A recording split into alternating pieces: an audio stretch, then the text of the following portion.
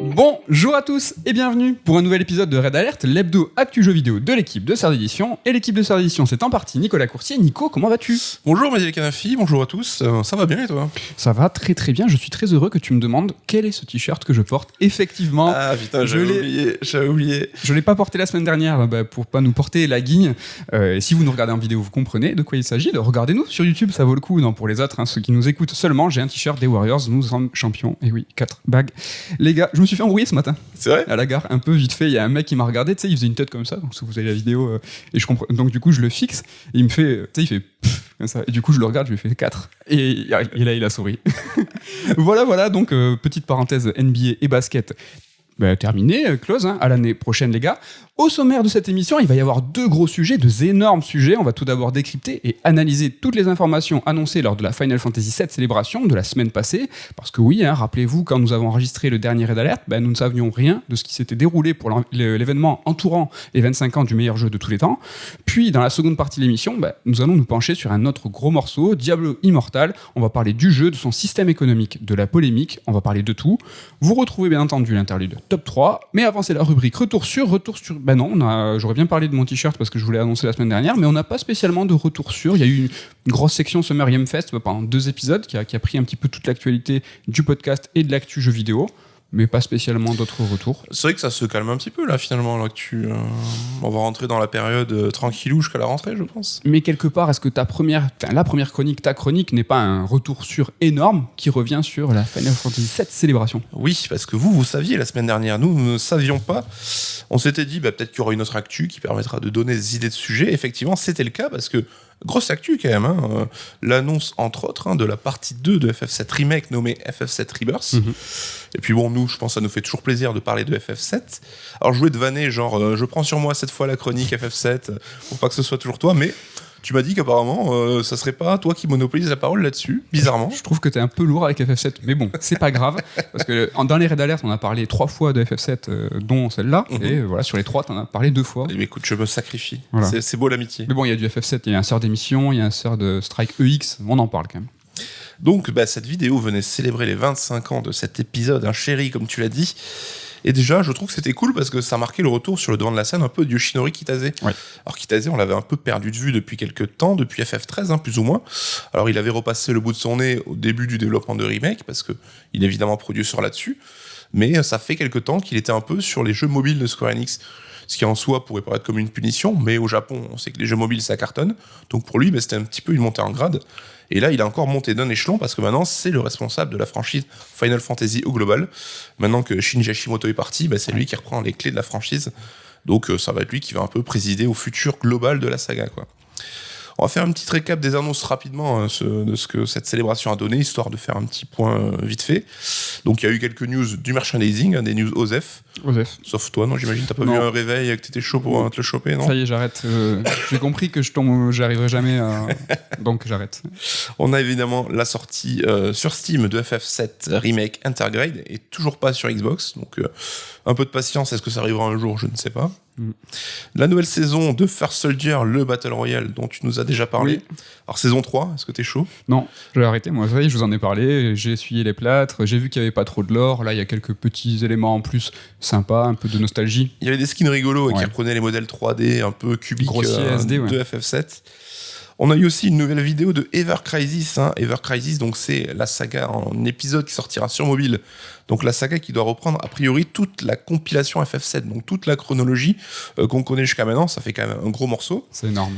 Et je me demandais, on en avait déjà parlé, mais est-ce que c'est pas un peu finalement le remake rêvé par les fans ? Parce que je sais que tu nous avais déjà dit que toi, FF7 Remake, à la base, ton remake parfait, c'était juste reprendre la formule de l'épisode originel en plus joli. Ouais. Là, on retrouve les décors en précalculé, on retrouve les persos en SD pendant l'exploration, puis réalistes pendant les combats.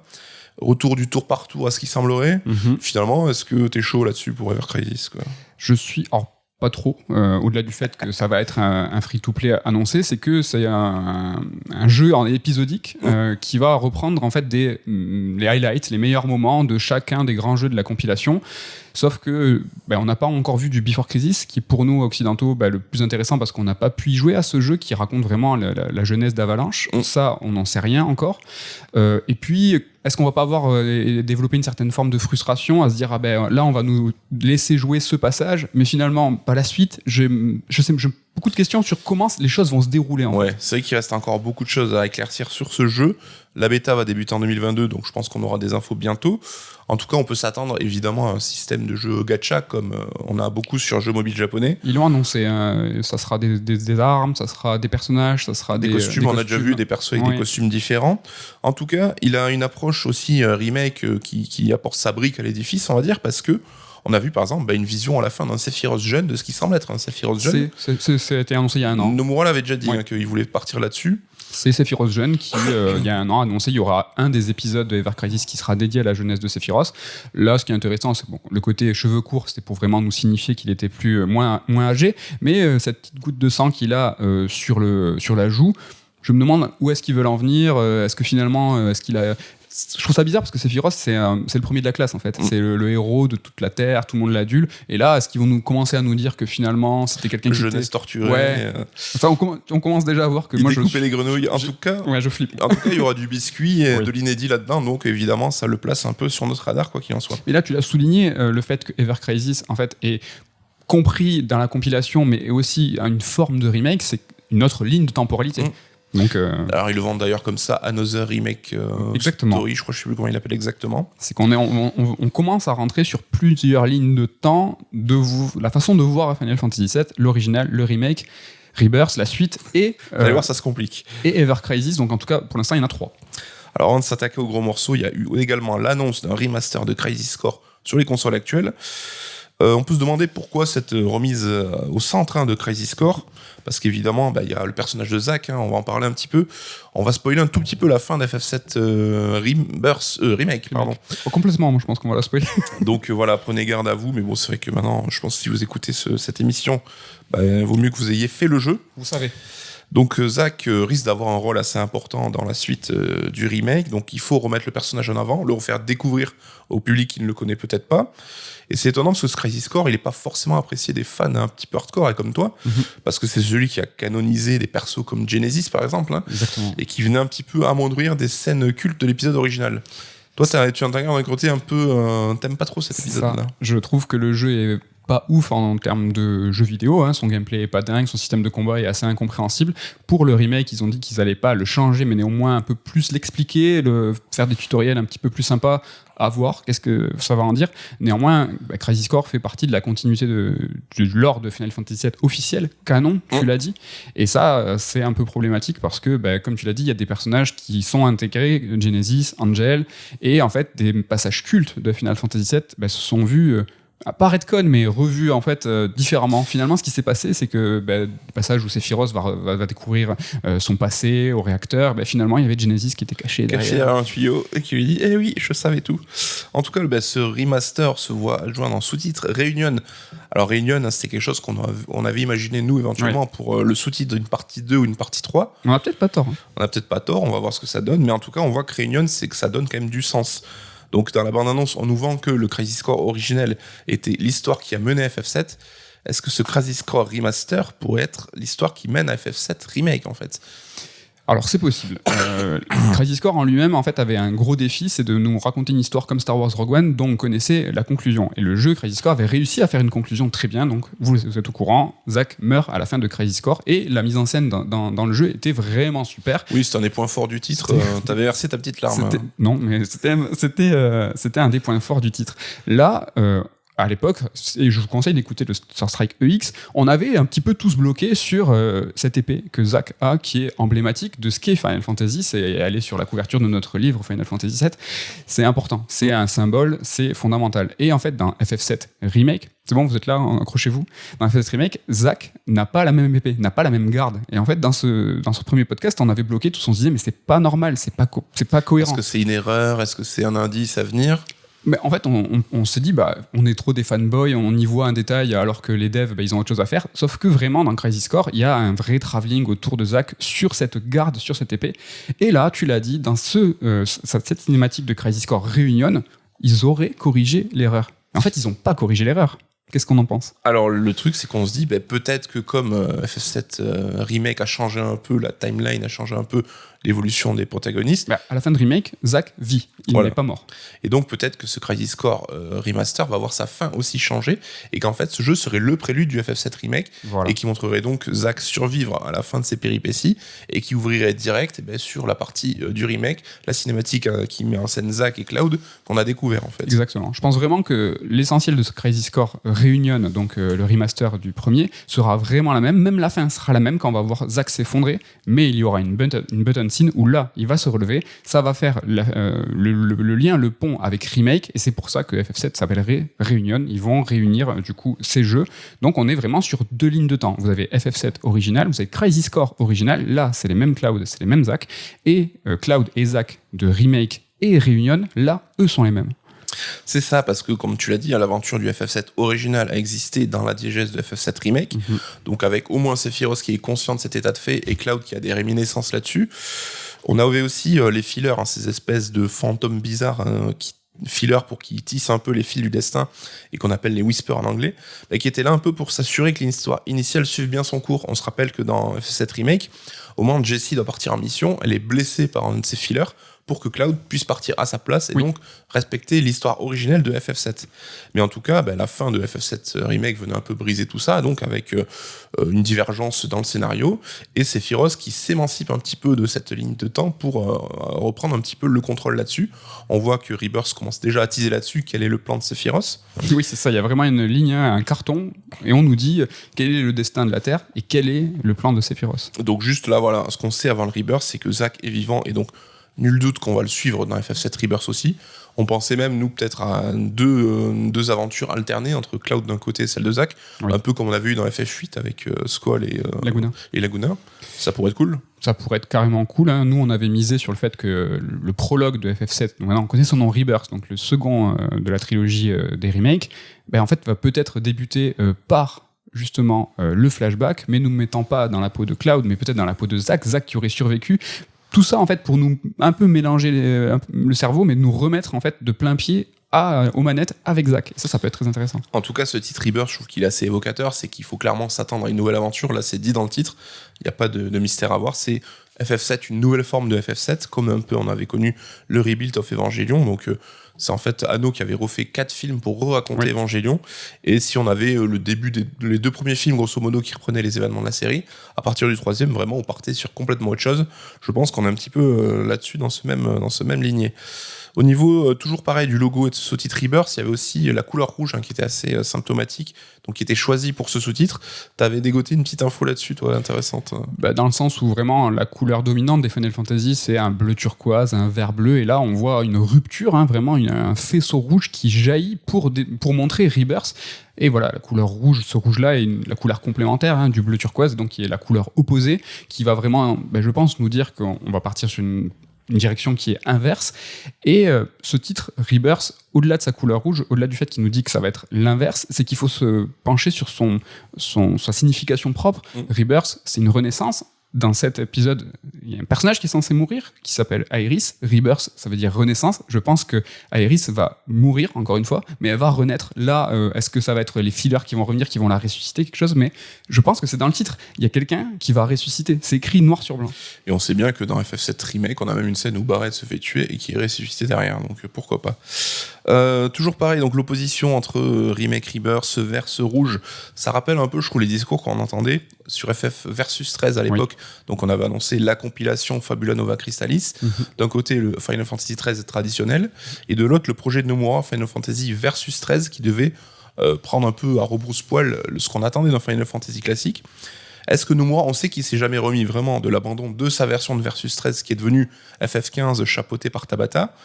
S'il s'est jamais remis de ça, on a vu que dans Kingdom Hearts, il commençait à reprendre un peu ce truc-là avec, en rejoignant certaines scènes de cinématiques qu'il avait annoncées sur Versus 13 avec des persos du lore de Kingdom Hearts. Est-ce que c'est pas ce FF7 Rebirth une tentative là aussi de refaire un peu cet événement manqué, quoi. Ouais, bon, après Nomura, il a vraiment en travers et il revient. Il l'a fait dans Kingdom Hearts 3 avec ce petit passage à la fin, la cinématique, les niveaux. Comment il s'appelle avec Vernum Rex, comment il s'appelle? Ouais, Yozora. Yozora, enfin bref, vous avez compris si vous avez joué à Kingdom Hearts 3. Il a vraiment en travers et il arrête pas de remettre ça sur le couvert. Je pense que voilà, maintenant il est très haut placé chez Square Enix. Il fait la pluie et le beau temps, Nomura, donc ça serait cool qu'ils prennent à bras le corps ça, qu'ils le fassent sérieusement. Moi, j'ai vraiment très peur qu'on dérive sur du Kingdom Hearts-like, qu'on soit dans quelque chose qui est extrêmement complexe, extrêmement diffus. Diffus, quand je dis diffus, c'est de l'information, mais aussi des jeux. C'est-à-dire que la compilation est en train de s'éclater complètement. Il va falloir qu'on joue à absolument tout pour pouvoir comprendre, de voir que l'information essentielle. Ah, mais vous n'avez pas vu la button scene dans le free-to-play. Moi, ça me fait très peur. Et c'est vrai que le duo Nomura et Nojima au scénario, tu l'as dit, dans Kingdom Hearts, ça peut un peu partir en live. Il y avait eu FF10-3 aussi, donc la suite du jeu qui était écrit dans une nouvelle où ça partait complètement en n'importe quoi. FF10 qui serait lié à l'ordre de FF7, je dis ça. C'est vrai. Donc c'est vrai que ça peut être un peu inquiétant. Il a aussi déclaré que Rebirth était pensé pour être apprécié indépendamment, comme un jeu inédit en fait, que tu pouvais apprécier sans avoir fait le précédent. Je pense que c'est un peu bizarre quand même. Vis-à-vis du marketing, de la communication, il n'a pas le choix de dire ça. Enfin, il peut pas dire, ben non, les gars, ça, il va falloir forcément avoir fait le premier, vous comprendrez rien. Puis de toute façon, non, le premier remake est complètement méta. Il joue avec notre rôle de joueur, avec notre rôle de fan. Le 2 sera appréciable, je pense, que si on a fait le premier, quoi. C'est sûr. Même l'original, je pense. Ouais.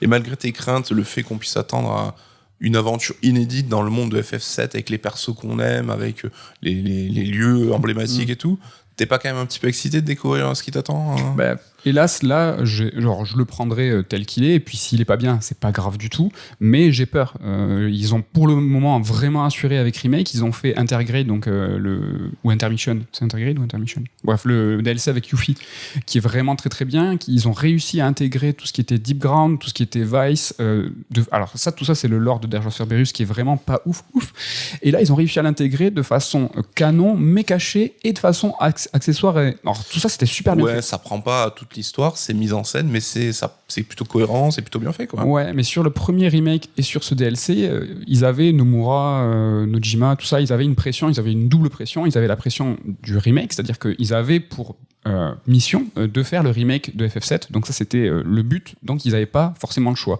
Ils ont mis en fait dans leur jeu d'échecs, ils ont placé des pions pour dire vous verrez la suite, tout va changer. Mais ils n'avaient pas d'autre choix dans le prologue que de faire sensiblement la même chose. Première pression. La seconde pression, c'était la pression des joueurs et du culte de l'héritage de FF7.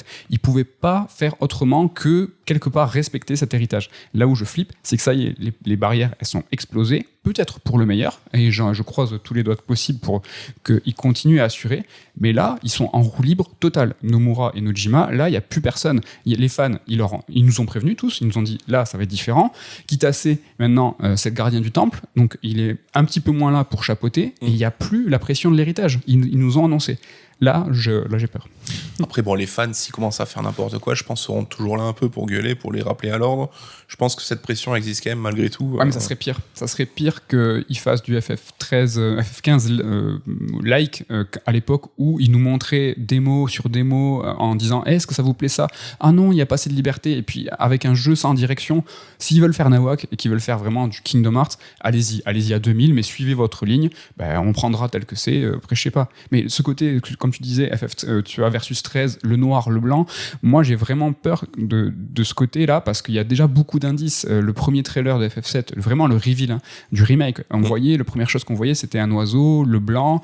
Là, regardez tous les trailers, il y a quelque chose autour de ça. Et le dernier trailer en date, le Rebirth, la première chose qu'on voit, c'est une plume blanche qui accompagne la caméra et le mouvement de caméra jusqu'au personnage. Qui sait qu'il y a des plumes blanches? C'est Angel. Et il y a vraiment tout ce délire autour d'Angel, de Sephiroth.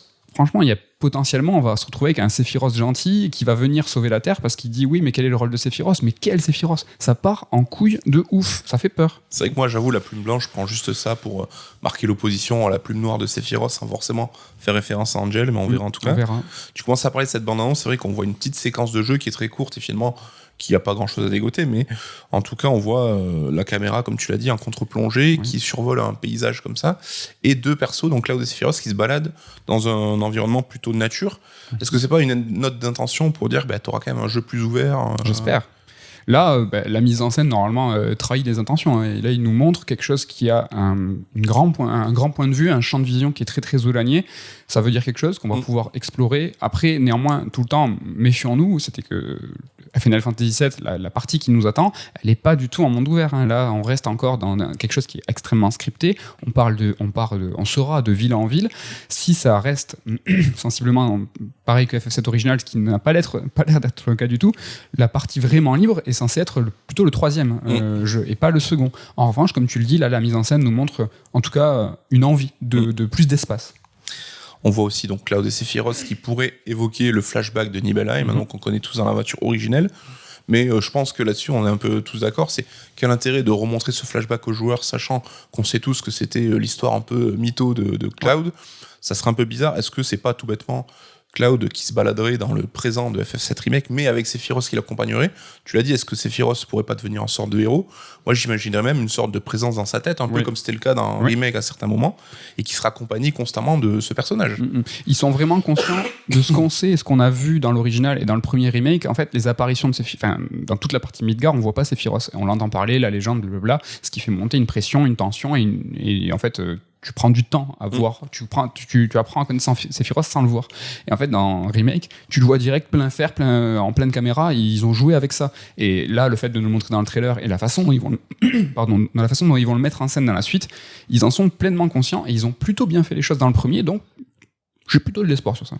Après, c'est vrai que Sephiroth, à la base, dans le jeu originel, c'était un peu une victime manipulée par Genova, mais avec le temps et le succès du perso, Square Enix a décidé de faire un peu de lui le grand mastermind de tout, de la compile FF7, donc ça m'étonnerait pas qu'il revienne vraiment au cœur du projet, quoi. Il y a des guerres là sur ça. Le fait que, à la base, c'est Sephiroth qui a vraiment fomenté tout ce plan dans FF7 originel, comme tu l'as dit, c'est vraiment Genova qui a tout manigancé, et à partir de Final Fantasy VII Advent Children, le film, ils ont retcon. Ils ont vraiment dit, mais non, c'était Sephiroth qui avait sa volonté dans la rivière de la vie. Dans la rivière de la vie. Et la remake nous a informé que Sephiroth pouvait voyager dans la rivière de la vie à travers le temps, mais aussi à travers les dimensions. Parce que là, il salue le Sephiroth que vous avez vu dans remake est censé être le Sephiroth du jeu original.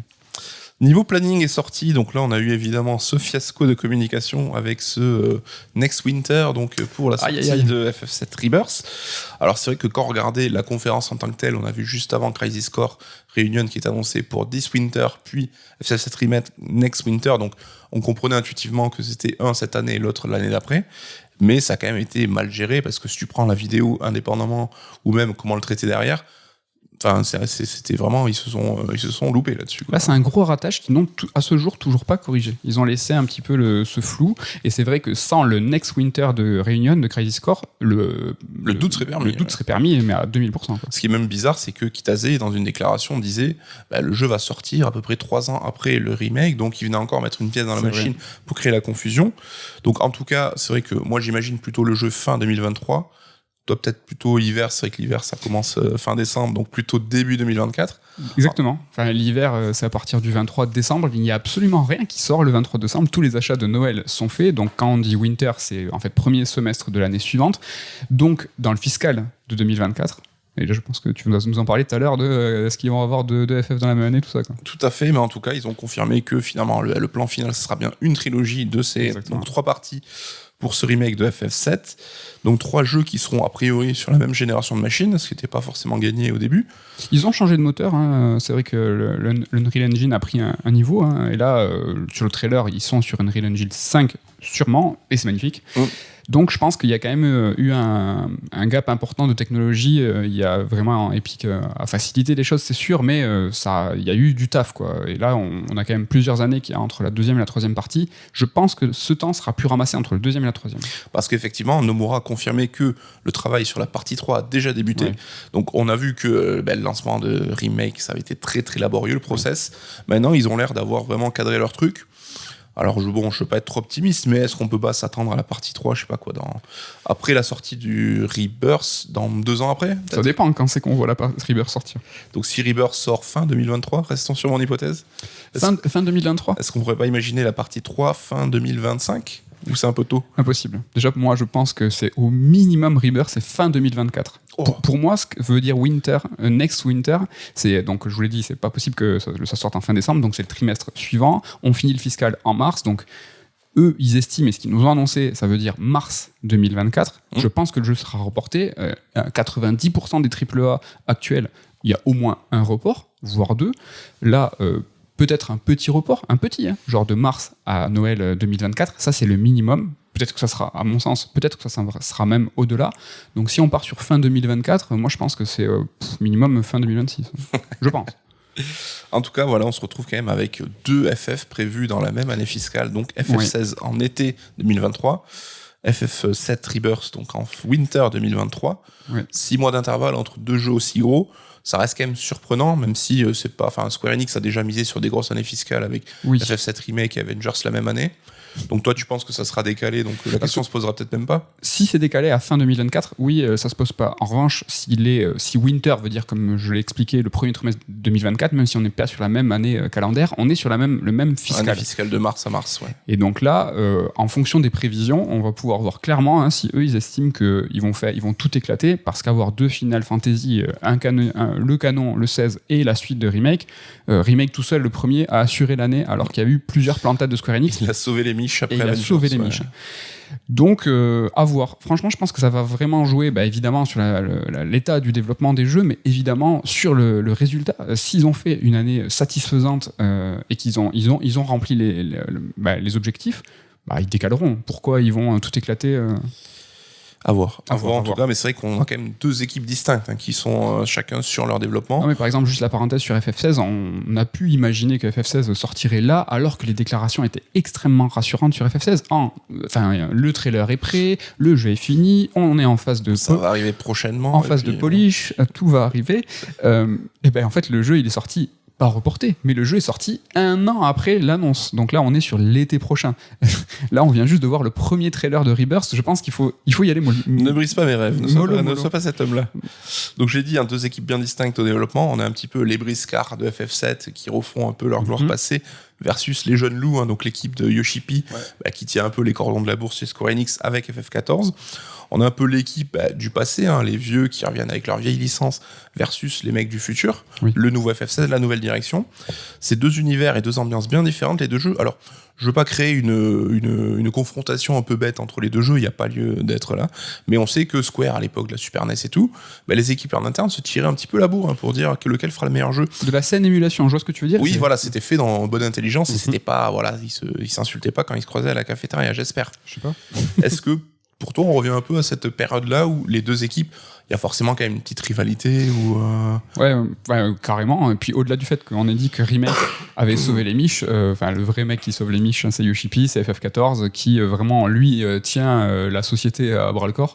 Donc au-delà du fait du défi créatif, il y a aussi un défi de qui c'est qui ramène le plus d'argent. Pour l'instant, Yoshi P, lui, il a sauvé la boîte. Est-ce que là, il va pouvoir remiser derrière en disant là, même mon jeu canon solo, il va fonctionner. Il essaye d'impulser quand même des envies saines. Il n'arrête pas de dire voilà, le jeu ça sera un seul tenant, il y aura tout dedans, vous inquiétez pas, là la communication certes elle est claire, mais on voit que le jeu glisse, mais il est plutôt transparent, je trouve. Je suis plutôt fan de sa façon de faire, de dire les choses et tout, et puis tu sens qu'ils ont cogité leur truc. Après, t'adhères ou t'adhères pas à leur vision, mais au moins, ils ont fait ce qu'ils ont envie de faire, et c'est cool, quoi. En tout cas, moi, je serais très excité pour que, en interne, il y ait 2 visions, pas qui se confrontent, mais qui avancent parallèlement pour nous, en tant que joueurs, nous proposent toujours le meilleur, parce que créativement, ils vont essayer de repousser les choses, et si eux, ils se tirent la bourre aussi au niveau du business, c'est chouette, la société ira bien, et puis ça sera pour le mieux, quoi. On l'a dit, FF7 Remake, d'ici 4-5 ans, peut-être 6 ans, ça sera terminé. Est-ce qu'on peut, à ton avis, imaginer Square enchaîner sur d'autres remakes de FF ? À la base, il y a quelques années, je pense que personne ne pensait à ça, c'était même impossible. Là, on voit que maintenant qu'ils ont un peu les process, que les développements ont l'air un peu plus fluides, un peu plus facilités, entre guillemets. Est-ce qu'on peut imaginer Square alterner entre FF nouveau canonique et remake, un peu comme fait Capcom avec Resident? Je sais pas, en tout cas, il y a cette fameuse rumeur de FF9. Donc dans le leak Nvidia, et qui est un des derniers jeux qui est apparu, qui n'a pas encore été confirmé officiellement.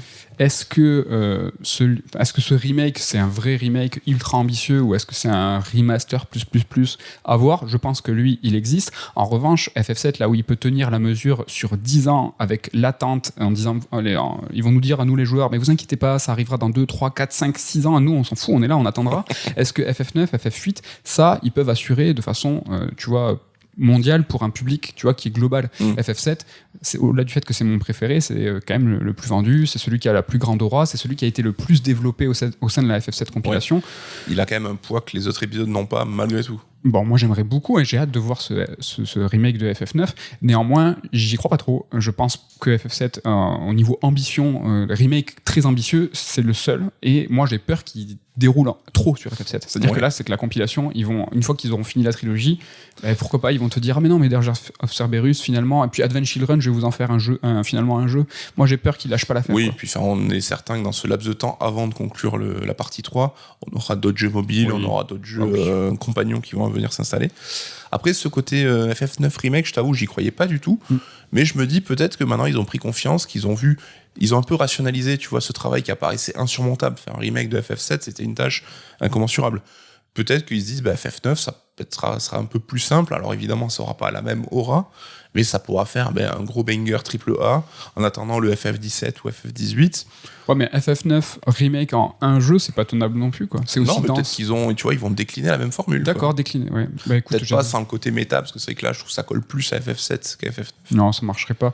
J'y crois moins, mais j'espère. Moi, j'aimerais y jouer en tout cas. Et on termine le point de vue toujours business sur Sony. On se pose la question, est-ce que Sony va racheter Square Enix? Ça faisait partie de la grosse cote. Mais on se rend compte finalement que ça servirait peut-être pas à grand-chose, parce que pour moi, Square Enix, le risque d'être racheté par Sony, c'est qu'ils se coupaient de toute la branche un petit peu mobile, les jeux Switch, qui leur apportaient pas mal d'argent. Et finalement, là, Sony s'est payé toutes les exclus de Square Enix. Voilà. Donc les AAA, FF7 Remake, FF16, Forspoken, finalement, ça sert à rien de racheter Square Enix, quoi. Ça sert à rien de racheter Square Enix, mais aussi du point de vue Square Enix, ils mènent extrêmement bien leur barque en négociant en fait des exclus avec un petit peu tout le monde. Donc certes, Microsoft là, ils les font languir, on sait pas où ça en est. Le jeu n'est toujours pas remake sur le Game Pass, mais voilà, ils signent avec Sony, ils signent avec Epic. L'exclu Epic tombe, ça tombe sur Steam. Ça fait du bif. En fait, il faut savoir qu'à chaque fois que le jeu change de plateforme, c'est un deal avec un minimum garanti qui est aussi signé. Donc pour Square Enix, c'est des fonds assurés et multipliés. Donc est-ce que même du point de vue de Square Enix, est-ce que eux ils ont une quelconque envie de se faire acheter par un gros? J'en suis même pas sûr. Et là, c'est de la pure spéculation, mais ça m'étonnerait pas que Sony soit arrivé en parlant de package en fait. Ouais. On va vous prendre le bundle FF7, toutes les remakes, FF16 et tout, en mode vraiment, en gros, les AAA que vous faites, dans la veine un peu RPG, ils sont pour nous, quoi. Et dans une petite clause du contrat, il y a écrit les jeux, vous les mettez partout, mais pas chez Microsoft. Ça serait pas impossible. En tout cas, voilà, pour ce petit tour d'actu qui est quand même un gros big deal, et je trouve que c'était un petit feu d'artifice pour terminer cette Summer Game Fest. Ouais, carrément, ça faisait plaisir. En tout cas, chaque fois qu'on peut parler de FF7, on se gêne pas, ça fait ultra plaisir. On change un petit peu de sujet, bien que voilà, maintenant on est dans des jeux très cinématiques qui nous racontent des choses. On va passer au top 3, à l'intérieur du top 3, cette semaine qui s'intéresse aux adaptations de licences de jeux vidéo, mais cette fois au cinéma. Est-ce que je te demande la définition? Est-ce que c'est plus ou moins clair? Ça me paraît clair, mais bon, comme on a eu des débats à la rédac avec Damien notamment, on parle d'adaptation d'un univers, d'une licence de jeu, pas forcément l'adaptation stricto sensu d'un jeu en épisode ciné, quoi. C'est ça. Et on verra peut-être au fil de ce top 3 si nous avons intégré l'animation, je sais pas, on sait pas. La synthèse, on sait pas. On va voir. On verra. Commençons avec toi par ton top 3. Alors mon top 3, c'est Prince of Persia. Alors, je sais que le film n'est pas apprécié par tout le monde et qu'il a même pas forcément une réputation super glorieuse. J'ai du mal à capter parce que je le trouve super sympa. On est vraiment dans cet esprit, le Prince of Persia, la trilogie des Sables du Temps, avec cet humour, ce côté un peu, le héros un petit peu espiègle, un petit peu rigolo. Et je trouve que l'adaptation est plutôt cool, elle prend ses distances de manière intelligente quand il faut, elle est fidèle quand il faut aussi. On sait que Jordan Mechner était impliqué au scénario, donc c'était un petit peu le gardien du temple. Alors oui, Jack Gyllenhaal fait pas trop couleur locale, ça c'est peut-être un petit peu dommage, mais il est très Hollywood. Il a quand même un charisme et une sympathie, je trouve, plutôt plaisante. En tout cas, moi, je trouve qu'il est plutôt cool. Et voilà, dans la lignée de ces films un peu fun, à la Pirates des Caraïbes et tout, moi, je le regarde avec plaisir, quoi. Ouais, je suis d'accord avec toi, c'est pas un chef-d'œuvre. En tout cas, moi j'aime bien sa fidélité, c'est-à-dire que il a pris le scénario des Sables du Temps, en tout cas du premier épisode, et il arrive à le débuter, à le conclure de la même façon. Et pour le coup, toutes les adaptations ne sont pas aussi fidèles et n'arrivent pas à s'en sortir aussi bien. Après, vous allez le voir au sein de ce top 3. C'est pas des chefs-d'œuvre du cinéma. Après, c'est un peu on va pas arriver à la conclusion, mais bon. C'est vrai que quand on a regardé les listes un peu chacun de notre côté, le niveau est pas exceptionnel de manière globale, on va dire. C'est pas une dinguerie, hein. Pour ce qui est de mon top 3, ce n'est pas un chef-d'œuvre non plus, mais c'est un film que j'ai beaucoup apprécié. C'est Sonic, le film, le premier épisode, et non pas le second, que j'ai un petit peu moins apprécié. Je l'ai aimé parce que j'ai trouvé quelques fulgurances, attention, quelques fulgurances. Il y a 2 scènes qui sont assez travaillées au niveau de la cinématographie, des recherches de plans très intéressantes, une adaptation, là, cette fois, assez libre. Alors, le côté buddy movies, avec on prend un film un personnage de jeu vidéo, on l'intègre au monde réel, ça fait toujours flipper. Pour le coup, ils s'en sont pas mal sortis. Je trouve que le film est très intéressant pour le public, c'est-à-dire qu'il est sympathique et drôle pour les fans et pour les adultes. Il est très plaisant pour les plus jeunes. Il est drôle, il est pipi caca, il est prout. Ça fonctionne, ça fait galerie. Donc moi, je l'ai mis en top 3, Sonic le film. Mais écoute, même moi qui suis pas spécialement un grand fan de Sonic, je l'ai trouvé très sympathique aussi. Voilà, il est sympa. Et je pense que c'est un film qu'on peut montrer à un mioche sans avoir honte. Oui, alors pas trop tôt au début, il y a un hibou qui meurt et on oublie ça.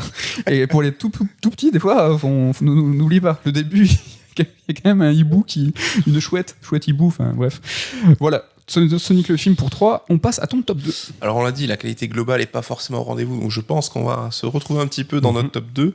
Le second, c'est évidemment Silent Hill, donc de Christophe Gans, qui a unanimement reconnu comme l'une des meilleures adaptations du matériau original. Christophe Gans, qui est un joueur qui connaît la série et qui l'a adapté avec beaucoup de respect en faisant revenir par exemple Akira Yamaoka à la musique. Niveau direction artistique, c'est vraiment super cool ce qu'il a fait. On se voit même que le passage au monde un peu bresson, ça a été repris dans la licence en fait, de manière texto, la façon dont il a envisagé lui. Toute la direction artistique de Gans a été réappropriée après dans les jeux. Ouais. Alors tout n'est pas parfait, certains points de scénario sont un peu trop pragmatiques, la fin part un peu en live et tout, donc c'est pas un film qui est parfait, mais en tout cas un film qui est très réussi, que vraiment, Gans a réussi le challenge. En plus, le mec est passionnant, là, on le redécouvre un petit peu avec la ressortie du Pacte des Loups, il est en interview partout. Le mec est vraiment super intéressant, quoi qu'on pense de son ciné. C'est un plaisir de l'entendre parler et tout, donc n'hésitez pas à aller jeter un oreille là-dessus. Et donc voilà, un film, je pense que tu kiffes aussi. Je kiffe aussi, je te rejoins. Silent Hill, le film, est aussi mon top 2. Ça facilite Ken, là, vous voyez, pour les petits cartons qui sont en bas de la vidéo, et on le remercie pour ça. Silent Hill, comme toi, tout pareil. J'aime bien, en fait, sa démarche d'adapter le gameplay, les points très précis du jeu vidéo, et de les importer dans le film. Alors, peut-être de façon un petit peu trop brute, un petit peu trop frontale, ce qui peut...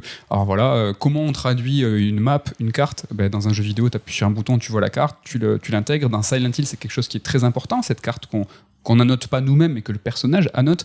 Là, le personnage féminin du film va voir une carte, fait « Ah, attends, je le mémorise ». Alors, c'est un petit peu grossier, mais il y a vraiment cette volonté de Gans d'être respectueux. Alors, pas dans la fidélité stricto sensu du scénario, mais au moins de dire je prends un petit peu du jeu vidéo, quelques éléments de langage. Et alors, c'est peut-être pas la traduction parfaite, mais il y avait une belle volonté. Christophe Gans est incroyable et très sympathique, et un vrai cinéaste français de genre, et ça fait quand même plaisir. N'hésitez pas à revoir le Pacte des Loups, là, qui est ressorti en salle et qui va ressortir justement en Blu-ray très prochainement, en version 4K. Franchement, bon gars, Christophe Gans, on l'aime bien. Top 1. Je te laisse présenter. Alors, balance ton top 1 sans trop de surprise, Final Fantasy Spirits Within. Mais c'est pas un film. Donc, un film d'animation en images de synthèse fait par Square Enix Square Pictures à l'époque. On sait évidemment que le film est un échec, que ça a un peu foutu Sakaguchi en dehors de la société, que c'est un gouffre financier. Mais c'est quand même un film qui est super, qui est cool, alors qu'il a peut-être certainement vieilli aujourd'hui techniquement. Oui. Mais ce qui, moi, je trouve le tour de force, c'est qu'il a adapté l'esprit de FF, dans un film qui n'avait rien à voir en termes d'ambiance, de personnages et tout. Comme chaque FF se renouvelle d'un épisode à l'autre, là, on avait une nouvelle aventure Final Fantasy, en fait, au format cinéma. Exactement. Et je pense qu'on mesure pas l'ambition du film remis dans le contexte de l'époque. Et je pense que déjà, il a mis la barre haut, et pendant des années, il restait le film qui mettait en scène des personnages photoréalistes et réalistes le plus réussi, quoi. Oui. Mais c'était l'ambition qu'il fallait pour faire ça à l'époque. Aujourd'hui, ça serait beaucoup plus facilité par les outils du moment, mais ça reste, je pense, malgré tout, un jalon du cinéma, quoi. Il a un peu vieilli aujourd'hui en termes techniques. C'est vrai que n'importe quel jeu AAA en moteur, le moteur est plus beau que la cinématique de l'époque. Mais bon, ça c'est pas grave. Et je te rejoins moi aussi avec Final Fantasy, les créatures de l'esprit, hein, en numéro 1. Tout pareil comme toi. Voilà, tu l'as dit, Sakaguchi, il a mis tout le monde dans la sauce avec son studio à Honolulu. Il faut pas l'oublier. Il est fan de surf, Sakaguchi, et il voulait que son studio soit proche des vagues parce qu'il a besoin de décompresser. Tu sais, la pression hollywoodienne, c'est important. Néanmoins, c'est quand même Sakaguchi qui réalise le film. Donc lui, il a toujours eu des ambitions très 7e art. Rappelez-vous, on a parlé de FF7 tout à l'heure, ce fameux écran de Game Over. C'est une pellicule de cinéma un petit peu brûlée, un petit peu défaite comme ça, qui était un signe de qu'est-ce que vous faites là ? Vous regardez un film ou vous jouez à un jeu ? Donc là, contrairement à Kojima, alors je sais pas si c'est une bonne chose ou une mauvaise chose, lui il a pris cette mission, il a dit moi le film je vais le faire, et tu l'as dit justement, je vais pas te paraphraser, mais en fait c'est pas une adaptation d'un jeu, d'un épisode de Final Fantasy, c'est qu'il a pris l'essence de ce qu'est un Final Fantasy. Chaque jeu est différent, il y a des petits éléments par-ci par-là, là ce Spirit Within, les créatures de l'esprit, pourrait être un Final Fantasy, parce qu'il a décliné en fait. Ouais, puis on retrouve les thématiques fortes et on peut même faire une espèce de trilogie thématique avec FF7, FF9 et ce film-là, tout un qui se répondent et qui traite sur la question de la mort, du deuil. Exactement, qu'il a lui traversé en fait quelques années auparavant. Voilà pour ce top 3. Alors, j'imagine que le vôtre sera peut-être proche du nôtre, hein. On a fait un Red Alert précédemment, on avait parlé d'adaptation à l'occasion de Monster Hunter. Ouais. On avait fait un panorama comme ça de différents films et différents. On a vu que c'était pas des chefs-d'œuvre. Oui, après, tu vois, une petite mention Détective Pikachu qu'on n'a pas mis dans le top 3, mais qui était plutôt sympa. Oui, j'avais une mention aussi, moi, dans le délire. Sur Final Fantasy, qui reprend l'essence d'une licence, c'est dur à dire l'essence d'une licence, qui reprend l'essence d'une licence et qui l'adapte et qui va pas adapter un jeu très précis, c'est Dragon Quest Your Story, qui est aussi en fait pas un film live mais un film en image de synthèse, et qui en fait là a capturé l'essence de ce qu'est Dragon Quest, et en plus c'est méta, et en plus c'est sur Netflix, donc franchement n'hésitez pas. Il est mortel, vraiment, matez-le, parce que c'est vrai que j'avais complètement zappé en fait ce film. Dans ce délire, ça prend ce qu'est l'essence d'une licence. Putain, il faut que j'arrête avec ça, moi. Je vais en faire un t-shirt. c'est complètement génial. N'hésitez pas à nous balancer votre top 3 des adaptations de licences de jeux vidéo au cinéma et d'autres idées de top 3. Voilà pour cette interlude. C'était festif, c'était sympa un petit peu cette première partie. Voilà. Est-ce que la suite va être moins sympa ? Est-ce qu'on est un petit peu plus énervé ? Je ne sais pas. Il est l'heure de parler de Diablo Immortal. Déjà, j'ai dit son nom. Ai-je le droit ? Je ne sais pas. Est-ce qu'il faut parler de Diablo Immortal ? Oui, il faut parler de Diablo Immortal. Mais avant tout, est-ce que tu sais ce qu'est un biais de confirmation ? Alors, un biais de confirmation, c'est notre tendance systématique à rechercher les informations qui confirment notre manière de penser et à négliger tout ce qui pourrait la remettre en cause. Par exemple, si je trouve qu'il est inutile de faire un remake de The Last of Us, je vais chercher en priorité les informations qui confirment mon ressenti. Si je trouve que Starfield a l'air éclaté, alors que le jeu il est même pas sorti, je vais instinctivement me pencher et retenir les avis qui abondent en ce sens. Le biais de confirmation, on y est tous sensibles, vous, moi, tout le monde. Alors quel rapport avec Diablo Immortal ? Alors ça vous verrez, mais je trouve que ça donne un aspect un petit peu mystérieux à la chronique. Et puis j'ai rien d'autre, donc j'espère que ça passe et que ça vous intrigue. Alors Diablo Immortal, c'est quoi ? Alors c'est un free-to-play qui est jouable sur mobile et qui est jouable sur PC. C'est un Diablo somme toute classique, hein. C'est un RPG hack and slash, vue isométrique, mais pour la première fois de la saga, en fait, il y a une petite pointe de MMO. Pour le reste, on choisit sa classe, le personnage, on va taper des monstres en enfer. L'ambiance super, elle est glauque. Scénaristiquement, le jeu se place entre Diablo 2 et Diablo 3. En gros, c'est un Diablo sur mobile, c'est un bon Diablo sur mobile. Le truc qui est impressionnant, c'est de voir en fait un petit peu la qualité de production pour un jeu sur téléphone. Les personnages sont doublés, le jeu est très beau, il est fluide, le gameplay il est solide malgré la plateforme. Les feedbacks sont bons, la sensation de puissance elle est excellente, et même l'UI, donc c'est l'user interface, donc l'interface utilisateur. Franchement, elle est très très bien. Perso, moi j'ai joué sur l'écran du téléphone, donc c'est un iPhone 11 pour être très précis, sans la manette, alors qu'il est tout à fait possible, par exemple, de jouer sur un iPad avec un pad, donc ça c'est possible. Donc sur mobile, moi c'est nickel, même sur un petit écran, les contrôles virtuels, moi que je crains pas mal, j'aime pas jouer sur mobile, ils sont plutôt bien, ils sont adaptés. Il y a des options de qualité de vie qui sont assez plaisantes. Par exemple, le personnage il peut courir automatiquement vers le point d'objectif suivant, t'appuies, hop, il y va tout seul, donc ça t'évite de galérer avec mon téléphone. Non, vraiment, franchement, c'est un bon jeu mobile. Mais du coup, pourquoi ça gueule ? Alors déjà parce que ça gueule tout le temps.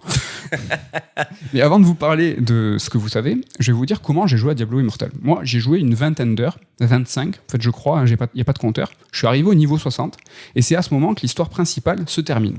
Et c'est à ce moment qu'on commence à rentrer dans la méta Diablo, avec l'arbre de compétences parangon, les différents niveaux de difficulté, etc., etc. À partir de là, moi j'ai lâché. J'ai mis un doigt juste pour voir, pour la chronique, mais c'est tout. Une fois l'histoire terminée, je prenais plus de plaisir à faire les donjons en boucle. Le PVP, ça m'intéresse pas, et faire le personnage le plus puissant pour terminer dans les classements, moi je m'en fiche. Après, c'est vraiment sur Diablo, moi poncer les jeux et les faire 10 fois, ça m'intéresse, mais là sur Diablo, bizarrement, ça m'a pas intéressé. Au final, moi les 20 heures de jeu, elles étaient plutôt agréables, et comme j'ai arrêté de jouer au niveau 60, sans chercher à aller plus loin, j'ai pas eu de soucis avec les microtransactions. Les microtransactions, on y arrive. Enfin, vous dites, j'ai écouté ce mec depuis tout à l'heure et je veux savoir s'il va pas. Alors, en effet, sur mes 20 heures de jeu, tout s'est bien passé. Mais j'ai bien vu qu'il y avait des systèmes qui poussaient à la rétention, c'est-à-dire qui m'incitaient à revenir tous les jours, à faire même plusieurs sessions par jour. Tu as des vrais bénéfices à faire des longues sessions, en tout cas répétées. J'ai bien vu qu'il y avait tout un système qui était bien rodé, mettant en place des routines pour me faire payer. Ça, c'est bon, c'est vrai, je l'ai vu, je l'ai constaté. Impossible de le nier, Diablo Immortal, et il est blindé de microtransactions, mais est-ce vraiment une surprise? C'est un free-to-play. Je vous l'ai dit que c'était un free-to-play? C'est un free-to-play. Alors, je ne souhaite pas spécialement défendre le jeu, mais si on insiste sur le fait qu'il peut avoir des mécaniques nocives, il possède aussi des points plus mesurés, et il faut le souligner. Par exemple, en ce qui concerne les pop-up en jeu, donc c'est les cartouches qui t'arrivent en plein milieu de l'écran, et qui vont te proposer des achats, Diablo Immortal, il en abuse pas trop, contrairement à n'importe quel gacha mobile, genre Dragon Quest Tactics, que j'ai pu essayer longuement. Par exemple, quand j'ai débuté la partie sur Diablo Immortal, on m'a pas obligé à être connecté à Battle.net, donc qui est la plateforme de Blizzard. Contrairement à la plupart des jeux mobiles, dont Mario Kart Tour, qui nous contraint à nous connecter à un compte Nintendo. Et cette connexion obligatoire, c'est aussi le cas sur console. Nico, ce petit détail, est-ce que tu trouves ça relou? Ça me rend ouf. Ça me rend ouf, et quand c'est en plus obligatoire et que tu dois taper un mot de passe ou une adresse mail à la manette, c'est insupportable. Et le fait, moi je suis un vieux joueur où tu mettais ta cartouche Super NES, ça marchait direct. Oui. Le fait qu'on t'impose de créer un compte pour jouer à un jeu, je trouve ça scandaleux. C'est très récent, Fall Guy, qui vient sortir de façon gratuite, en tout cas disponible partout en free-to-play, t'oblige à t'inscrire sur Epic alors que tu es sur console. Et on comprend évidemment la démarche, le jeu est gratuit, le mec, ils veulent récupérer ton adresse mail, c'est un peu le deal en fait. Tu l'acceptes pas, quoi. Voilà, c'est ça, ils font ce qu'on appelle de la base de données. La base de données, c'est quelque chose qui est extrêmement valorisé, qui coûte beaucoup de pépettes, donc ils vous donnent accès au jeu, ils vont essayer de vous prendre de l'argent par la suite, mais au moins, ils vous demandent un mail parce que ça vaut quelque chose. Ouais. Alors, toujours sur Diablo Immortal, à aucun moment on m'a bloqué ma progression en me proposant de payer pour continuer. Contrairement à tous les Candy Crush par exemple. Alors ce que j'évoque ici, c'est le jeu où tu dois en fait payer pour simplement continuer de jouer. Je parle pas d'un blocage de la progression de nos personnages, mais ça, on y arrive. Car Diablo Immortal, en fait, il m'a bien mis un stop à partir du niveau 30. Au milieu de l'aventure principale, ce qui va se passer, c'est que artificiellement, sans aucune explication vis-à-vis de l'histoire, on va te demander de passer obligatoirement au niveau 33 avant de te laisser poursuivre le scénario. Alors ça, tous les 3 ou 5 niveaux, après, on va à chaque fois te dire, là t'arrêtes. Maintenant, tu arrives au niveau 3 niveaux de plus, tu pourras continuer l'histoire. Jusqu'au niveau 50, j'ai pas trouvé ça vraiment contraignant. Alors, c'est pas bien fait du tout, c'est pas subtil, mais le jeu, en fait, il nous dit avec ses gros sabots qu'il faut s'intéresser à tous les à côté. Des à côté, il y en a beaucoup. Le jeu, il est extrêmement riche, il y a énormément de choses à faire. Pardon, que ça soit en solo ou en équipe en ligne. Alors évidemment, pour chacune de ces activités, il y a toujours un petit moyen de dépenser quelques euros. Néanmoins, jusqu'au niveau 60, payer, ça vous fera pas gagner des niveaux plus vite. Et c'est presque dommage, parce que la montée en puissance des 10 derniers niveaux, là, le 50-60 pour finir l'histoire, franchement, eux, ils sont ultra relous, ultra longs. Et là, en fait, tu as vraiment connaissance de toutes les mécaniques, tu commences à tourner en rond. Moi, ça a un peu lourdé. Pas de là à dire que là, j'aurais payé pour arriver à la fin, mais presque. Bon, finalement, vous vous dites, peut-être toi, Nico, tu dis, finalement, Diablo Immortal, c'est pas si pire. Bon, pas vraiment. Les choses se gâtent énormément à partir du endgame. Alors là, le jeu va vraiment dérouler tous ses artifices pour nous faire passer la caisse, pour nous obliger à passer la caisse. Pour posséder, par exemple, les runes 5 étoiles, alors c'est les plus rares et les plus puissantes, c'est, semble-t-il, un enfer. Ah oui, je dis semble-t-il, car je ne l'ai pas expérimenté moi-même. J'ai beaucoup lu sur le endgame, sa monétisation, j'ai vu des éléments de langage se répéter, étrangement, et j'ai vu les mêmes informations circuler. Mais du coup, Alors, ce que je vous dis, c'est un biais de confirmation ou c'est de la désinformation? Ça, je sais pas. Mais au moins, j'ai pu reparler du biais de confirmation, et là, vous vous dites sûrement qu'elle est quand même bien faite, cette chronique. Donc, tout ce que vous avez entendu sur le format économique abusif de Diablo Immortal, c'est vrai. Mais c'est vrai uniquement sur le endgame. Il est possible de finir l'histoire sans payer, c'est plaisant, et vous passerez 20 heures de jeu agréable et gratuitement. Oui, ce que j'allais dire, c'est quand même 20 heures gratos. Bon. Après, tu peux aussi choisir, on y reviendra sûrement tout à l'heure, tu peux choisir de payer, par exemple, moi, pour tout vous dire, j'ai payé 5 €, j'ai payé un premier coffre à 1 balle, et j'ai payé le pass de combat payant, qui est en 2 niveaux, j'ai payé le second niveau, pour voir si j'allais aller plus vite, j'ai dépensé 5 € sur Diablo Immortal. Voilà, on y reviendra après, savoir si je me suis senti floué ou pas. Néanmoins, alors du coup, les plaintes adressées à Diablo Immortal, elles sont entendables, les revendications sont légitimes, mais essayons d'aller un petit peu plus loin. Pourquoi ce jeu fait polémique et pas les autres free-to-play? Pourquoi Diablo Immortal est un cas particulier? Tout simplement parce que c'est Diablo et que c'est une licence historique du jeu vidéo, et donc l'amener sur du free-to-play, c'est un peu salir cette licence. Voilà, salut, à la semaine prochaine. J'espère que vous avez kiffé. Bon, je déconne. La première chose qui me semble étrange, c'est que cette peur un petit peu de salir la marque Diablo soit encore si forte aujourd'hui, alors que la réputation de la marque Diablo, elle est déjà esquintée depuis 2007, et la fusion avec entre Activision et Vivendi Games, donc Blizzard, c'était la filiale développement de Vivendi. Et la réputation de Diablo, elle a aussi été écornée depuis le scandale de l'hôtel des ventes de Diablo 3 en 2012, et l'erreur 37 qui bloquait l'accès au jeu. Et ce tableau, déjà bien noirci, vous le voyez, il reste continuellement entaché par les frasques de Bobby Kotick et le management global d'Activision Blizzard. Donc la belle réputation de Diablo et de Blizzard, elle est loin, et c'est presque une image d'Épinal, ce studio qui sort les jeux when it's done, qui enchaîne les masterclass sur des genres de jeux différents, tout ça, c'est derrière nous. Mais malgré tout, Diablo, ça reste une marque d'importance.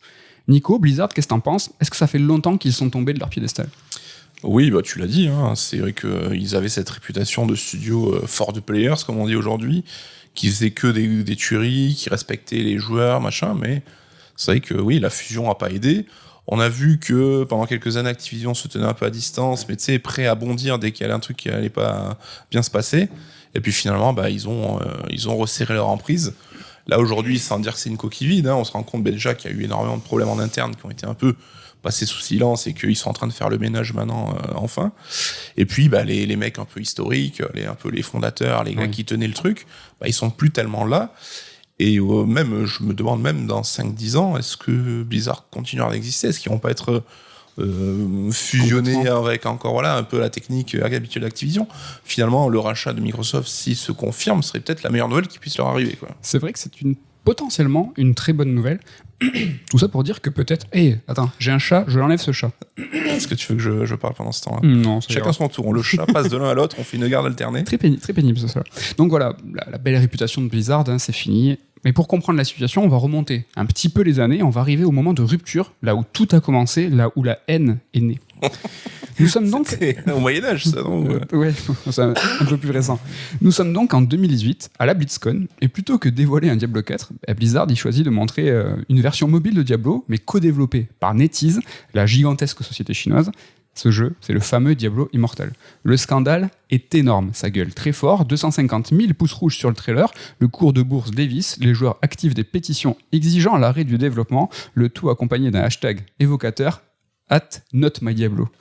Nico, ce que je te dis, c'est choquant, mais en fait, c'est le quotidien aujourd'hui. C'est... Oui, non, mais après, ils n'ont pas été malins. Qu'ils fassent un Diablo mobile et tout, c'est une démarche économique logique, mais annoncer ça à la BlizzCon où tu réunis tes plus hardcore fans, des mecs qui sont prêts à payer, traverser le pays pour venir partager ce moment, c'était la pire idée du monde. Depuis ce triste événement, c'est vrai, la communication un peu bancale de Blizzard a pourtant été claire. Ils ont compris quand même. Ils ont dit, voilà, Diablo Immortal, c'est un jeu sur mobile, pour tous les territoires, certes, mais il est clairement orienté vers l'Asie, un continent qui est friand de free-to-play. Et d'ailleurs, NetEase, c'est eux qui hébergent World of Warcraft et Hearthstone en Chine. C'est pas rien. Et même Call of Duty Mobile, si j'ai pas de bêtises, a fait la collaboration Activision NetEase et qui rapporte des sommes folles, quoi. Ils se sont un petit peu embourbés dans la communication dans cette grande messe en disant hey les gars, vous voulez Diablo 4? Ah non, c'est un mobile. Mais après, ils ont tenu leur ligne, ils ont dit non mais les gars, c'est un free-to-play, vous inquiétez pas. Alors néanmoins, même si les intentions de Blizzard, elles sont claires, alors j'ai pas dit louable, j'ai dit elles sont claires, la rage des fans, elle s'estompe pas. Ce que veulent les joueurs, c'est Diablo 4 dans un format premium, donc un jeu entier vendu à un prix fixe, et non pas un free-to-play. Et même si ce free-to-play leur est pas destiné, alors pas uniquement, disons, voir Diablo se pervertir est inacceptable. Rappelez-vous, not my Diablo. Hein. Ouais, non, mais ça, c'est le truc qui me énerve le plus chez ces communautés fanboy et tout, c'est le côté si ça te concerne pas, c'est pas grave, c'est pas pour moi, ça m'énerve quand même, tu vois. Note. Hashtag. On a parlé avec le remake de Last of Us 1, hein, où les mecs ils se sentent obligés en mode ça m'intéresse pas, j'ai fait le jeu il y a 2 ans. Mais non, mais ça, c'est pas pour toi, du coup. Et les mecs ne l'acceptent pas, quoi. Là, c'est un free-to-play. C'est peut-être pas pour eux, mais en tout cas, ils veulent pas ça. Parce qu'en effet, le free-to-play, c'est un modèle économique plus qu'un genre de jeu qui est assez mal vu. Hein. Alors, à raison ou pas, ça, c'est une autre question. Et les free-to-play n'intéressent habituellement pas du tout, entre guillemets, hashtag les gamers, pas plus que la presse spécialisée qui teste de toute façon pas ces jeux. Alors, c'est pas un reproche, c'est normal. La presse ne peut pas tout couvrir, doit s'aligner à une ligne éditoriale, et les free-to-play font partie des jeux qui sont moins traités, car, par voie de conséquence, intéressent un petit peu moins les joueurs chevronnés. Mais Diablo Immortal, c'est un cas à part. À travers lui, la presse spécialisée et les joueurs, ils vont se pencher sur la question du free-to-play. Et c'est un cas très rare, hein, car il faut dire qu'habituellement, Candy Crush, c'est pas vraiment ce qui fait les gros titres de la presse, et les meilleurs hot takes sur Twitter sont rarement sur Clash of Clans. Hein. Bon, se moquer du casual gaming, c'est terminé depuis des années, et franchement, au moins, heureusement. Mais soyons clairs, la mauvaise réputation de Diablo Immortal, c'est pas la faute de la presse, c'est pas la faute des joueurs, tout ça est réel, il y a un bad buzz qui est légitime autour du jeu. Mais ce qui est important, et ce sur quoi j'aimerais insister, c'est qu'il faut se méfier du regard qu'on porte sur cette polémique. Quel point de vue adopte-t-on quand on parle de Diablo Immortal ? Rappelez-vous, l'information qu'on cherche est souvent celle qu'on veut trouver. C'est pas le biais de confirmation, ça ? Incroyable cette chronique. D'ailleurs, depuis 15 jours, Diablo Immortal est le sujet de news quotidiennes, parce que le sujet est important, c'est vrai, mais aussi parce que ça crée de l'attractivité. Conspuer Diablo Immortal, ça attire. Cette semaine, par exemple, le jeu a été reporté en Chine. Voilà, il devait sortir en Chine, mais bien que ce soit NetEase, il a été reporté. Est-ce que ça intéresse les États-Unis ? J'en ai bien l'impression, car Kotaku a enchaîné les news pour la moindre mise à jour de cette affaire. Les US qui ne sont pas auto-centrés, c'est une première quand même. Cette semaine encore, on a su que Diablo Immortal avait généré 24 millions depuis sa sortie en juin. Waouh, 24 millions, c'est énorme comme chiffre. Non, c'est nul. C'est 4 fois moins que le second pire mois de Genshin Impact. Genshin Impact, c'est en moyenne 175 millions par mois. Diablo Immortal, c'est 24. On a lu aussi qu'il fallait 100 000 € pour avoir un perso max dans Diablo Immortal. C'est énorme. C'est vrai, c'est énorme. Mais comment est fait le calcul ? Qui a fait le calcul ? Qui l'a vérifié ? Les mécaniques de microtransactions de Diablo Immortal sont basées sur de l'aléatoire. On ne peut pas acheter du stuff à prix fixe. Du coup, comment est fait ce calcul ? Ce chiffre, il a été donné sur Reddit, pas sur Bloomberg. Et pourtant, il est repris partout. Un autre exemple, Diablo Immortal est le jeu le plus mal noté sur Metacritic. Metacritic, c'est un agrégateur de notes qui va proposer une moyenne sur de nombreux tests et provenant de nombreux pays. J'insiste bien sur nombreux. Diablo Immortal décroche l'un des records avec une note très très très basse de 0,3 sur 10. La note user du coup. Ouais. Sur le user score, donc la note des joueurs et non pas de la presse. Sauf que ce user score, il est calculé sur une base en moyenne de 4000 votes. 4000 votes, c'est rien. Alors, sur le nombre de joueurs, c'est que dalle, mais ça reste néanmoins une belle mobilisation pour le site. Mais ce qui se passe là, c'est un review bombing, et c'est une pratique qui est habituellement condamnée et condamnable. Et encore ces chiffres, c'est aujourd'hui, il y a 15 jours, quand vraiment le jeu s'est lancé, un petit peu plus, quand j'ai regardé, quand les news sont tombées pour parler de ce Metascore, c'était 300 votes. Mais ça monte pas mal, pour le coup. Et vous saviez, est-ce que toi, je te pose la question, est-ce que tu sais combien de critiques pro sont enregistrées sur Diablo Immortal ? 8. En comparaison, The Quarry, le dernier Supermassive, qui est le plus gros, c'est pas le plus gros AAA attendu par les joueurs, il en compte 74 des critiques pro. Alors une précision, les chiffres que j'ai donnés, c'est pour la version mobile du jeu. Il existe aussi une version PC sur Metacritic et les données sont sensiblement différentes. Mais toute la communication de la presse se fait sur cette version mobile parce que les chiffres sont très impressionnants. Alors toujours sur les évaluations, je termine après ça, on ne parle pas du tout des plus de 11 000 notes données sur Apple Store. 11 000 notes pour une moyenne de 4,6 sur 5. Non, parce que tu comprends, sur iPhone, c'est le grand public, et eux, ils savent pas. Alors attention, je défends pas Diablo Immortal, même si ça fait 2 fois que je dis ça, donc c'est louche. Je dis simplement que si on cherche à voir dans ce jeu le mal incarné, c'est pas compliqué. Il cristallise aussi bien tous les vices du free-to-play que le désamour de Blizzard, mais aussi la contestation envers Activision. Nico, est-ce que toi aussi tu vois ce Diablo Immortal devenir le suppôt de Satan ? L'incarnation même du mal. C'est son nom, Diablo en plus, donc c'est le diable. J'avais même pas fait oui, ça. mais de toute façon, oui, c'est ce que tu dis, c'est que l'effet biais confirmation plus l'effet loop pour le côté Blizzard plus Diablo, on va pointer du doigt celui-là beaucoup plus que peut-être ce qu'il devrait ou comparé à ses collègues, mais bon, je pense que tu vas y venir. Mais la question, c'est est-ce que le modèle, avant de voir si on faut condamner quelle note, c'est est-ce que le modèle du Diablo Immortal, il est contestable? Bah oui, Diablo Immortal peut être dangereux. Il possède des dark patterns. Alors c'est le nom qu'on donne aux routines qui visent à nous faire passer à la caisse. Des dark patterns. Des dark patterns. Qui nous poussent à passer à la caisse ou à nous faire rester sur un jeu. Sensibiliser les joueurs à ce sujet, c'est important. Et c'est bien fait par la presse. Donc j'en profite à mon tour. Si vous êtes sensible aux différentes formes d'addiction, méfiez-vous de Diablo Immortal. Et de tous les free-to-play. De tous les free-to-play, pas uniquement Diablo Immortal.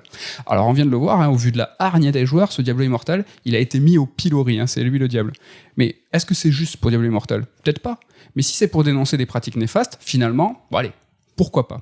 Cependant, s'il y a une lutte à mener, et il semblerait bien qu'il y ait une lutte à mener, ne faudrait-il pas un petit peu ouvrir le débat?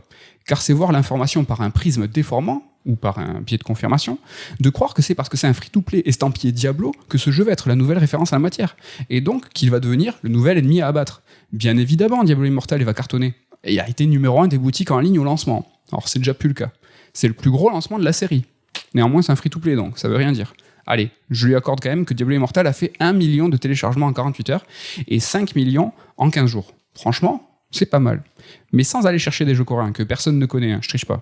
En vous donnant des grands noms, en vous donnant des grosses licences. Par exemple, Mario Kart Tour, c'est 90 millions en une semaine. Diablo Immortal, c'est 5. Call of Duty Mobile, c'est 100 millions en une semaine. Diablo Immortal, c'est 5. À ce jour, ce Call of Duty Mobile, celui dont je viens de parler, c'est 650 millions de téléchargements. 650, plus d'un demi-milliard. Vous ne trouvez pas qu'il y a un truc qui cloche? Alors ce que je veux dire, c'est qu'il est plus simple et mieux vu d'appeler au boycott d'un jeu Activision Blizzard plutôt qu'un jeu Nintendo. Pourtant, Nintendo fait la même chose avec Mario Kart Tour. Et pour y avoir joué, c'est pas des enfants de cœur sur les routines toxiques et prédatrices.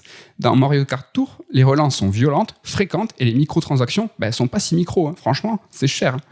Et encore, je vous ai pas parlé de Fire Emblem Heroes, de Pokémon Unite, entre autres. Et je pourrais même poursuivre et dérouler avec Square Enix, une ribambelle de free-to-play Final Fantasy, dont FF7 Soldiers, et le futur Ever Crisis, des licences aussi historiques et appréciées des joueurs. Et si on veut taper fort, boycotter un jeu qui a du poids, est-ce que c'est pas plus haut qu'il faudrait viser? Je sais pas. Je dis Fortnite par exemple. Fortnite, c'est 350 millions de joueurs avec des pics d'audience à 15 millions en simultané sur certains événements. S'il y a un jeu qui draine du public, tous les publics, qui influence toute une industrie, je sais pas, le Battle Royale, ça vous dit quelque chose?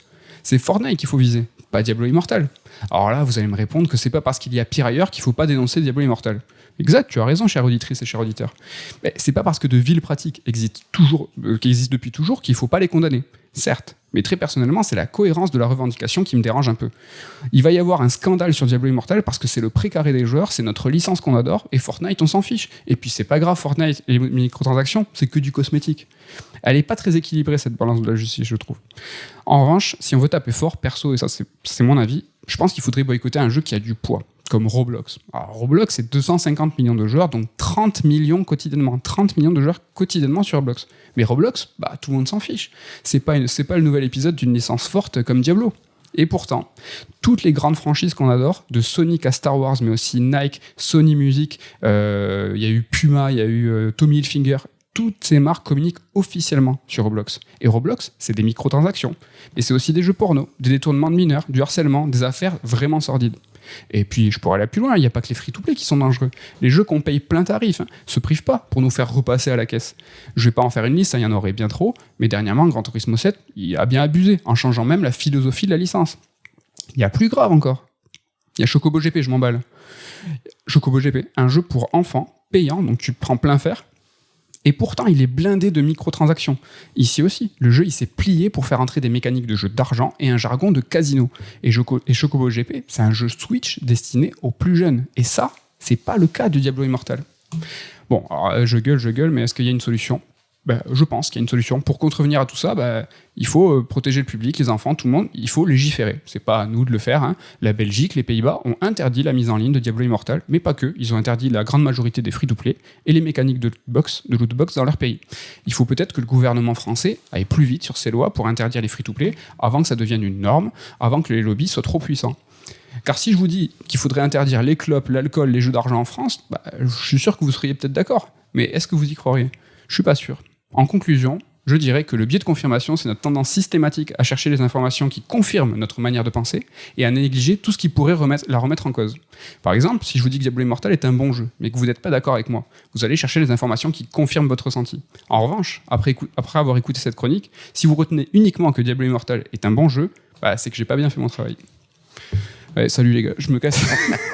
Non, c'était un peu sérieux, c'est vrai que j'ai beaucoup déroulé, mais Diablo Immortal a quand même pas mal cristallisé les choses, beaucoup cristallisé l'attention, la presse, alors que finalement il y a peut-être autre chose, mais finalement indiquer que Diablo Immortal c'est le mal alors qu'il y a pire ailleurs, est-ce que c'est la solution, je sais pas. Tout ça en fait englobe énormément de problématiques, et si j'avais une question à te poser après la conclusion que j'ai faite sur finalement il y a peut-être des lois à faire, des lois qui sont en activité dans d'autres pays, comment est-ce que tu imagines Diablo Immortal qui est interdit en France par le gouvernement? Est-ce qu'il y aurait finalement un scandale, ou est-ce qu'on serait tous contents de dire ouais, Diablo Immortal est interdit, vive la justice? Est-ce que finalement ça gueulerait pas aussi? Oui, enfin je sais pas, c'est toujours si interdire c'est la solution à tous les problèmes, et c'est vrai que la Belgique a pris cette décision, ce qui est étonnant, et peut-être qu'au niveau européen ça pourrait s'aimer derrière. Mais comme tu dis, le plus gros problème de cette histoire, c'était le traitement médiatique disproportionné et par des gens qui ne savaient pas forcément de quoi ils parlaient. Et comme tu dis aussi, quand on veut protéger des gens de mécaniques comme ça, c'est cool, mais c'est majoritairement envers les enfants qu'il faut protéger, qui n'ont pas le recul ou l'esprit critique pour ça. Et tu l'as dit, tous ces jeux pour enfants sont complètement délaissés par la critique.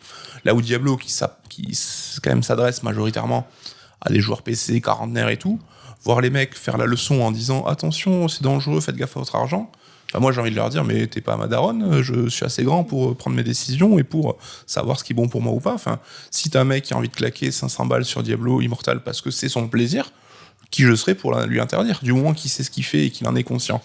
Donc, c'est vrai que Diablo Immortal, le public en règle générale, peut-être peut nous correspondre plus à nous, et c'est vrai qu'on est peut-être nous les plus à même à être informés, à nous renseigner. On est en pleine conscience. Protéger, c'est ceux qui ne sont pas, en fait, qui ne savent pas. Alors il y a des gens qui sont plus fragiles aux addictions, c'est pour ça qu'on vous le dit, si vous êtes sensible à ça, faites gaffe. Après, on est tous grands, on est tous. Si vous avez envie de mettre 5 balles. En fait, cette chronique, elle peut inclure énormément de débats qui sont très très ouverts. Par exemple, le free-to-play, sa forme de free-to-play en elle-même, elle est gratuite. C'est-à-dire que l'accès au jeu est gratuit. Et est-ce que c'est pas normal, ou est-ce que tu peux pas avoir une envie, toi, de mettre 5 balles, 10 balles, 50 balles si tu joues au même jeu pendant 5 ans et que tu as mis 200 balles? Est-ce que finalement c'est incohérent et condamnable? Oui, non, bien sûr que non. Et puis même, on en parlait avec Sky, par exemple, qui est un free-to-play, qui voulait justement avoir des mécaniques beaucoup plus douces et pas inciter à l'achat et tout. Ou tu as des gens qui ont kiffé le jeu, qui ont dit j'achète le pass à 10 balles pour récompenser un peu l'équipe, pour un peu, le côté un peu l'échange équitable. C'est que j'ai joué à ton jeu pendant 10 heures, je te donne 10, 20, 30 balles. Tu vois, comme une sorte de récompense, ça me paraît pas. C'est problématique quand c'est incontrôlé, quand t'es tombé dans une routine, dans un vice, et que tu peux plus t'arrêter, que là vraiment c'est quelque part une pathologie.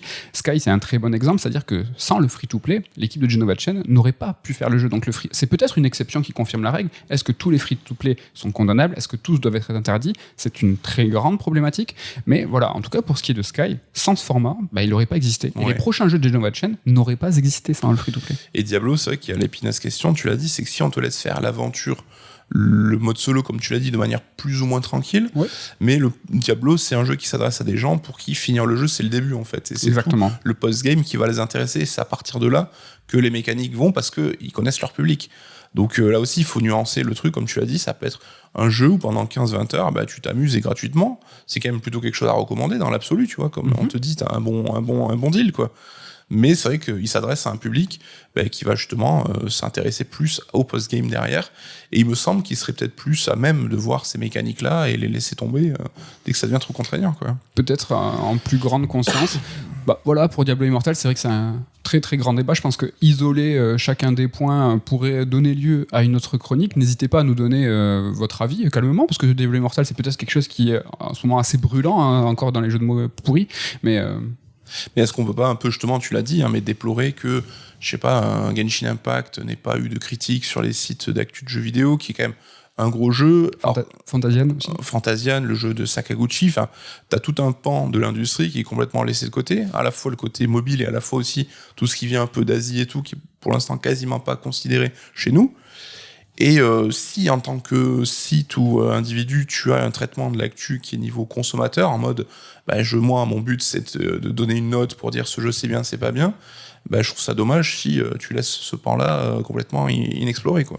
C'est assez compliqué. Après, par exemple, jeuxvideo.com, ils ont une certaine volonté d'exhaustivité. C'est intenable parce que voilà, des free-to-play, des jeux mobiles, il y en a des milliers qui sortent. Je dis pas de tester tous les free-to-play, mais on sait qu'il y a des jeux aujourd'hui qui sont puissants, ils sont joués énormément.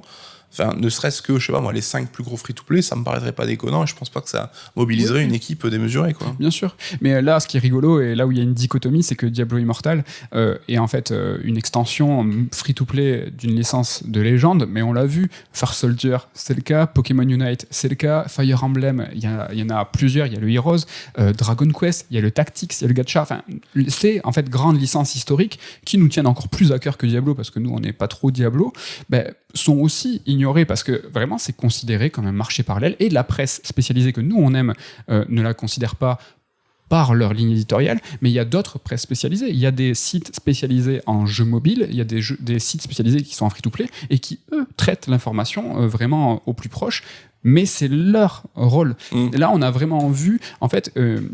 tout le monde être concerné par ça. Comme si là, il y avait un peu une révélation en disant « Ah, mais là, ce qui se passe, attention, c'est grave. » Peut-être que ce qui se passe, c'est grave et tout. Mais franchement, au-dessus, dans les étages au-dessus, je vous ai donné des chiffres. Il y a vraiment des choses qui sont déjà dans le système sur Chocobo GP. Vraiment, moi, ça m'a choqué de ouf parce que c'est un Mario Kart-like où, au-delà des microtransactions, et encore, je l'ai souligné, mais c'est des microtransactions qui sont intégrées à un jeu plein fer. C'est-à-dire que là, on est vraiment sur double peine. Ouais. Et t'as parlé de Nintendo, c'est vrai que Nintendo a cette aura qui fait que il est certain peut-être un peu protégé, je dis ça mais de manière un peu inconsciente. Oui. Hein. Et c'est vrai que sur tous les free-to-play qu'ils ont fait, moi j'avais à peine essayé Mario Kart déjà à l'époque, j'avais trouvé ça beaucoup trop intrusif et tout. C'est violent. Hein. Mais il a pas du tout été traité et peut-être qu'on aurait dû lui péter du sucre sur le dos parce qu'il méritait aussi, quoi. Et en chiffres, c'est incommensurablement plus que ce que fait Diablo. Diablo, c'est un peu, alors je veux pas diminuer comme tu l'as dit le phénomène, mais c'est un peu une tempête dans un verre d'eau en fait, quoi.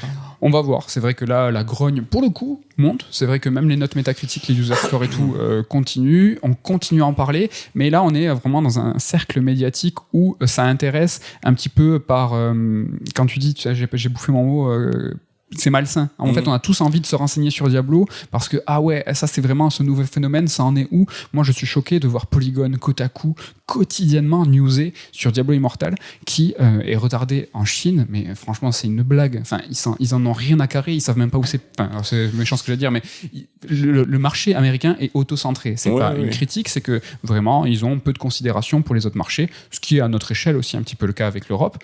Et là, vraiment, c'est un déferlement en fait. C'est un sujet qui faisait du clic et du coup ils ont surfé un peu sur la vague aussi, quoi. Donc voilà, écoutez, n'hésitez pas en tout cas à nous donner votre avis, dites-nous si vous avez joué à Diablo Immortal, dites-nous si vous trouvez ça condamnable, si vous boycottez les free-to-play, si tout ça c'est quelque chose que vous ne voulez pas voir dans votre jeu vidéo, dites-nous tout ça.